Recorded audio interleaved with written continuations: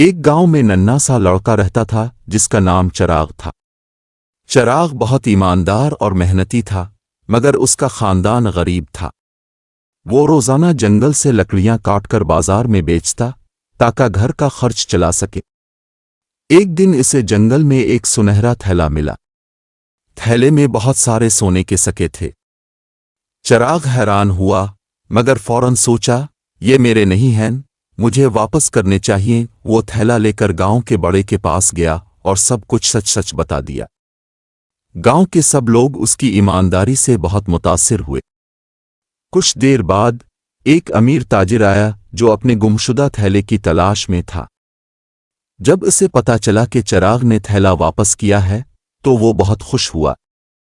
اس نے چراغ کو انعام کے طور پر تعلیم، کپڑے اور ایک اچھی نوکری دی۔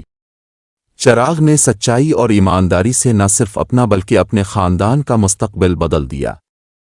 سبق: سچائی ہمیشہ کامیابی کی طرف لے جاتی ہے۔